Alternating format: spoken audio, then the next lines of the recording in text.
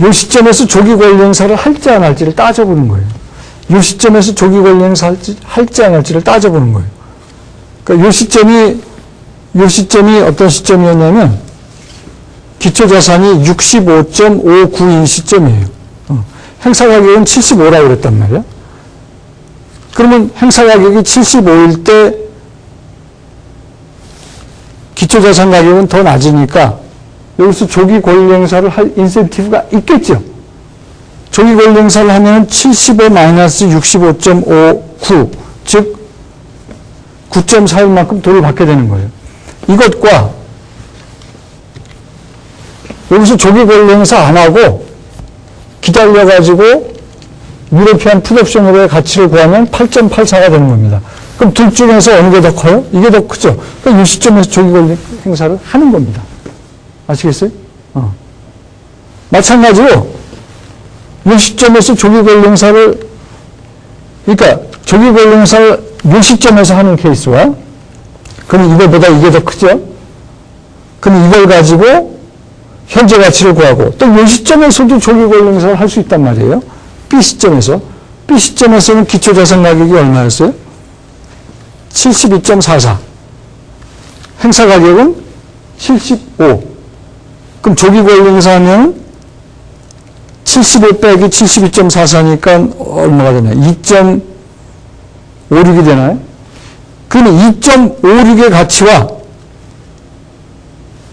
조기 권리 행사를 안 하고 기다렸을 가치를 비교한 거죠. 기다렸을 때의 가치가 더 큰 거예요. 5.17로. 그러니까 이 시점에서 조기 권리 행사하면 2.56을 얻는데, 이 시점에서는 조기 권리 행사 할 수 있음에도 불구하고 조기 권리 행사를 안 한 거죠. 이 시점에서 조기 권리 행사를 하는 게 더 유리한 거예요. 이 시점에서는 더 유리하지만 이 시점에서는 더 유리하지 않기 때문에 조기 권리 행사를 할 수 있음에도 불구하고 안 한 겁니다. 왜냐하면 안 했을 때의 가치가 5.17로 조기 권리 행사 했을 때의 가치인 2.56보다 더 크기 때문이죠.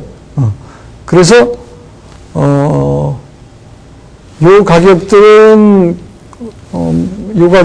글쎄 요 계산을 해봐야 되는데, 요거 맞다고 하고 조기 권리 했을 때의 가치고, 요걸 기초로 옵션 가격을 조기 권리 행사 안 한 옵션 가격을 구한 거고, 그러니까 요지는 아메리칸 풋옵션의 경우는 이 노드마다 기초자산 가격이 지금 이거 풋옵션, 아메리칸 풋옵션이니까 행사 가격 밑으로 떨어지면 조기 권리 행사 하는 경우와 안 하는 경우를 둘이 비교해서 더 큰 값을 취하는 식으로 해서 풋옵션 계산을 해야 되는데, 제가 요 계산이 이게 지금 잘못된 걸로 조금 전에 이제 확인이 돼가지고 이 유로피안 풋과 아메리칸 풋은 옵션 가격을 여러분들이 추가로 계산을 해보십시오. 이건 숙제라고 생각을 하고, 이 답은 틀린 것 같아요. 이 정보를 가지고, 여기 있는 정보를 가지고, 유로피안일 때, 아메리칸일 때의 풋옵션 가격을 계산을 한번 하는 예제입니다. 좀 복잡한 예제긴 하죠. 틀리가 많아지니까.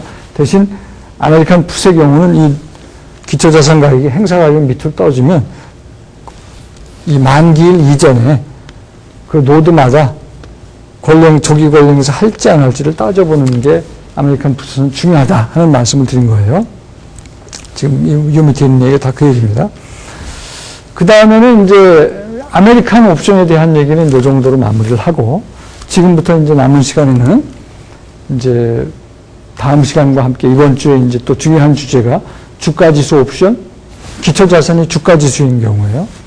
그 다음에 통화 옵션, 기초자산이 외국돈, 환율인 경우 통화 옵션, 커런시 옵션이라고 하죠. 그 다음에 기초자산이 선물인 경우, 선물 옵션이라고 하는 경우를 서로 비교해서 지금 설명을 하고자 합니다. 먼저 기초자산이 주가지수인 옵션은 미국의 경우, 우리나라는 코스피 200에 대한 주가지수 옵션 하나밖에 없어요. 근데 미국의 경우는 주가지수 옵션이 이렇게 종류가 많습니다. S&P 100 지수 옵션이 2개가 있어요. 요거는 아메리칸 옵션이고 요거는 유로피안 옵션입니다. 그 다음에 S&P 500 기초자산이 500 지수인 옵션을 SPX라고 하는데, 이 SPX는 우리나라식으로 얘기하면은, 여러분들이 주식 투자해 보신 분들은 그 주식마다 종목 번호라는 게 있거든요, 우리나라에서는. 미국에서는 종목 번호가 아니라 이런 티커 심볼이라고 그래가지고 종목마다 어떤 심볼을 이렇게 줍니다. 종목 번호 대신에, 우리나라의 종목 번호 대신에. 그러니까 그걸 이제 구별하기 위해서 주어진 티커 심볼이에요. 이게 우리나라의 종목 번호 같은. 그러니까 미국의 S&P 100개, S&P 스탠다드 & 포어스의 약자죠. 미국을 대표하는 주식 100개를 말하자면 평균한 지수값이에요. 그게 S&P 100 지수고, 그것에 대한 옵션이 이렇게 두 가지, 아메리칸이냐 유로피안이냐 두 가지가 있고, S&P 500 지수에 대한 옵션은 이런 식으로 주어져 있고, 이건 지금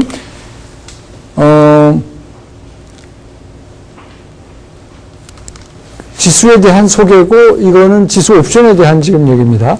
그 다음에 다우 지수도 있고, 그 다음에 나스닥 지수도 있다. 뭐 이렇게 여러 지수가 있다. 근데 미국의 경우는 일반적으로 지수 1포인트의 값이 $100입니다. 우리나라는 주가지수, 코스피 200 주가지수 옵션이다 그러면 1포인트의 그 가격이 50만 원.